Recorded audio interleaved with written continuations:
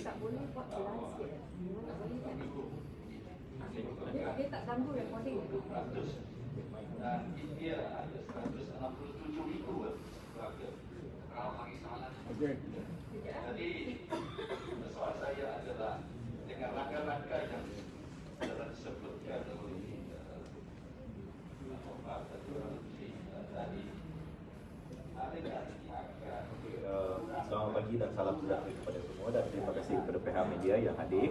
Hari ini sebentar tadi saya telah mengadakan satu sesi soal jawab dengan Timbalan Menteri Pembangunan Wanita dan Keluarga. Soalan saya berkaitan dengan the backlog of Jabatan Kebajikan Wilayah Persekutuan, di mana hampir 2,000, lebih daripada 2,000 permohonan bantuan JKM belum diluluskan. So jawapan daripada Timbalan Menteri dikatakan bahawa mereka telah tubuhkan satu task force untuk mengatasi masalah ini. Tapi soal saya, apakah punca menyebabkan backlog ini hampir melebihi 2,000 permohonan sampai sekarang tak lulus?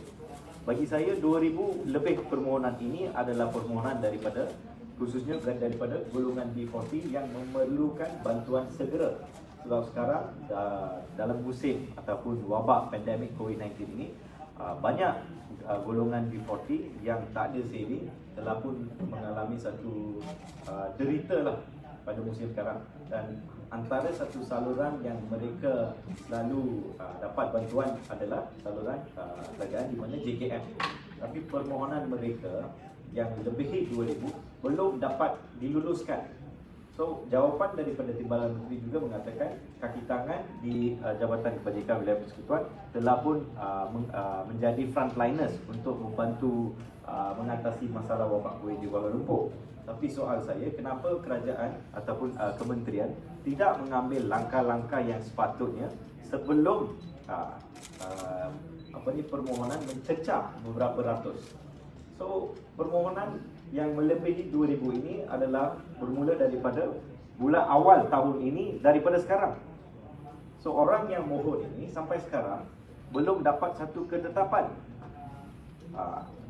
Perkara ini saya difahamkan apabila saya dapat banyak aduan di pejabat saya, di mana ramai golongan B40 di kawasan saya dapat mengadu bahawa proses ataupun bantuan JKM belum lulus. Mereka mintalah saya bagi surat untuk meluluskan ataupun pertimbangkan untuk meluluskan cepat sikit.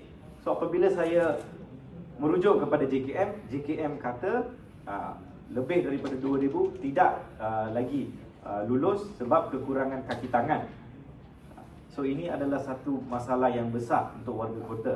Dengan saya pada hari ini ada mantan Timbalan Menteri dan juga YB Nik Nazmi. So you can give their comments. Terima kasih kepada sidang media. Saya nak follow up tadi, saya nak tanya soalan tambahan mengenai isu ini. Kerana pejabat kita, ahli parlimen di Kuala Lumpur, kita juga menerima banyak permohonan JKM, tetapi kita faham pegawai JKM memang ada backlog permohonan yang terlalu tinggi kerana ada yang kehilangan punca pendapatan, ataupun kita ada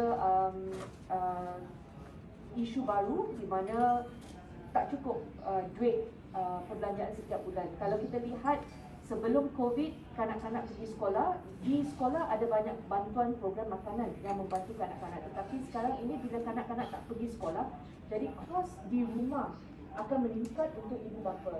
Jadi ini adalah satu masalah yang sangat serius kerana kekurangan makanan, ataupun kita ikut kajian UNICEF telah menunjukkan bahawa memang kualiti makanan kanak-kanak terjejas kerana tak cukup bantuan kewangan. Jadi soalan saya kepada Putrajaya, JKM dia ada peringkat negeri dan peringkat nasional. Soalan saya kepada JKM nasional di Putrajaya adalah, apakah langkah yang Putrajaya telah ambil untuk membantu JKM negeri yang tidak boleh cope dengan permohonan yang sangat tinggi? Okay, sebagai HQ mereka patut lihat jumlah tenaga kerja yang kekurangan dan membantu pengarah JKM setiap negeri untuk menyelesaikan masalah ini. kerana manpower ataupun tenaga kerja mesti dapatkan kelulusan JPA. Okay. Kalau kita lihat pada 1 November baru-baru ini, Menteri Pembangunan Wanita, Keluarga dan Masyarakat Rina Harun ada melancarkan program baru yang bertajuk ataupun mereka panggilnya Kembara Prihatin Negara.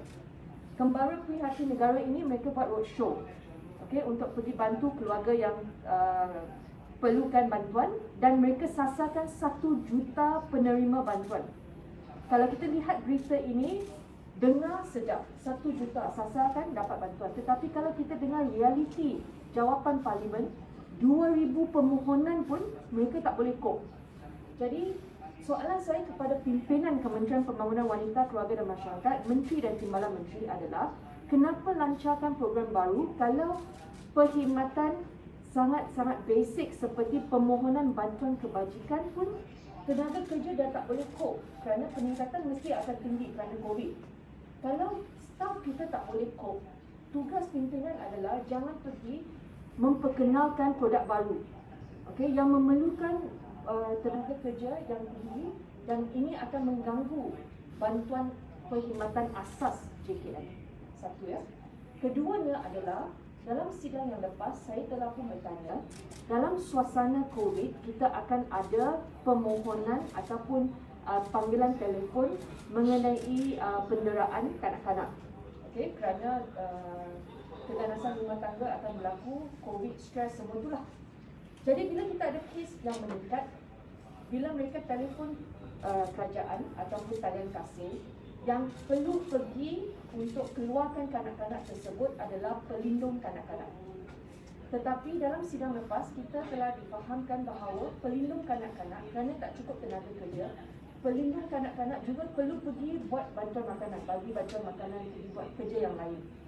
Jadi dalam suasana peningkatan panggilan telefon untuk keganasan rumah tangga ataupun penderaan kanak-kanak, itu adalah lebih kritikal.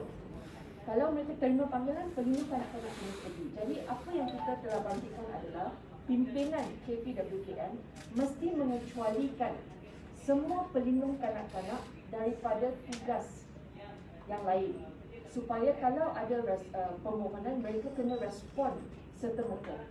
Mereka tak boleh ada tugasan yang lain. Jadi saya minta, kalau mereka tak cukup tenaga kerja, mesti mereka akan kerahkan tenaga kerja yang lain untuk pergi buat kerja yang lain. Jadi saya nak tanya sama ada mereka sudah mengecualikan pelindung kanak-kanak daripada tugasan yang lain akibat permohonan yang tinggi. Okay, yang ini pimpinan kena selesaikan. Kita rasa tidak adil untuk staf-staf JKM. Mereka juga frontliners, mereka juga stres. Mereka juga ada anak sendiri yang mereka perlu jaga, dan kalau kita asyik memperkenalkan produk baru tapi kerja asas mereka tak boleh cope, okay, ini akan menyusahkan lebih ramai lagi orang miskin yang memang memerlukan bantuan kebajikan kita. Okay, terima kasih. Okay, Assalamualaikum dan selamat datang. Terima kasih kepada semua media yang hadir. Saya cuma nak tambah pendek saja. Di kawasan saya pun ada banyak UPR, perumahan awam, dan Setiawangsa ini memang ada golongan miskin bandar. Semua kaum ada di situ. Yang saya nak tekankan dan follow up daripada apa yang telah dikatakan oleh Yang Berhormat Prabha dan juga Hanayo sebentar tadi. Pertama, sepatutnya JKM dia kena ambil peluang hari ini untuk lantik kaki tangan. Bukan, saya faham kalau kita cakap kaki tangan, JPA dan sebagainya ataupun Kementerian Kewangan, dia kena cakap pasal pencen, tanggungan kerajaan yang kerajaan tidak mampu pada hari ini. Saya setuju, tetapi kerajaan boleh ambil kaki tangan kontrak. Dan hari ini ramai orang kena buang kerja, ramai orang tidak ada peluang untuk kerja. Ini satu peluang untuk kerajaan membantu intervene untuk menyelesaikan masalah kebajikan dengan lebih cepat. Bagi saya ada, dan selari dengan apa yang Pakatan Harapan dalam pertemuan kita dengan Menteri Kewangan, antara beberapa frontline kementerian ini, Kementerian Kesihatan sudah tentu, Kementerian Pendidikan, dan juga bagi saya Kementerian Wanita, Keluarga dan Masyarakat juga satu kementerian yang frontline, sebab hari ini isu kebajikan ini menjadi lebih tinggi lagi. Dan itu satu ya, kemara prihatin itu satu. Perdana Menteri juga dah tadi dibangkitkan oleh wakil rakyat kerajaan tentang janji untuk menaikkan bantuan kebajikan kepada RM1,000.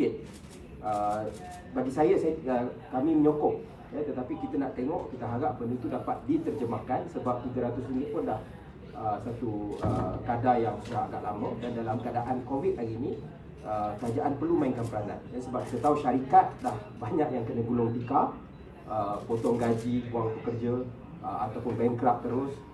Dan kita tengok selepas ini rakyat pun dah tak ada duit ya, hari ini. Jadi yang satu-satunya boleh mainkan peranan adalah kerajaan ya, dia ada only economic actor yang boleh memainkan peranan pada hari ini. Dan sebagaimana kajian yang UNICEF tentang kehadiran pelajar di sekolah dan sebagainya, apa yang berlaku hari ini dia akan ada kesan 20-30 tahun lagi. Kita akan lihat orang yang pergi ke universiti, budak-budak yang belajar sekolah rendah hari ini mungkin lebih rendah berbanding dengan dahulu sebelum ini. Jadi ini adalah kesan-kesan besar yang perlu diminimalkan, dan di sinilah peranan yang dimainkan oleh Jabatan JKM. Jadi kita harap Putrajaya kena sokong dan tidak beban pekerja staf di bawah, dan yang tugas-tugasan mereka macam berlindung kanak-kanak, mereka kena fokus dengan tugas mereka. Jadi ini perkara yang kita harap, sebab memang macam pelindung kanak-kanak hari ini memang stressful ya, sebab boleh bayangkan anak-anak kalau duduk di flat, tempat kecil, tak boleh, dulu boleh pergi sekolah, mereka boleh main bola, mereka boleh ni, sekarang tak ada ruang tersebut. Ibu bapa mungkin ada masalah, mak bapak hilang kerja, macam-macam boleh jadi di dalam rumah tersebut. Jadi kita nak elak perkara itu berlaku. Jadi kita berharap JKM diberi sokongan yang penuh, dan janganlah lancar macam-macam inisiatif yang cantik, lancaran habis duit, dan at the end of the day benda itu tidak mendapatkan hasil. Terima kasih. Soalan? Just one add to that. 17 September, bulan September, Kementerian Wanita dan Keluarga telah mengadakan satu mesyuarat di mana KSU Chair the meeting di Melaka, ketua-ketua institusi JKM negeri pun hadir. Tapi saya tak tahu kenapa isu JKM Kuala Lumpur ni tidak dibangkitkan, dan saya rasa ini kerajaan sekarang tidak kompeten untuk mengatasi masalah kebajikan ini, di mana YB Ayu kata they introduce a new project but they are not competent. So, dan jawapan daripada Timbalan Menteri kata, when I ask bila isu ni akan selesai, dia kata akhir tahun ini ataupun next month December. So bulan ini mereka tak dapat bantuan, bulan depan pun mereka tak dapat bantuan. So ini adalah satu masalah yang perlu ditangani dengan segera. Itu saja.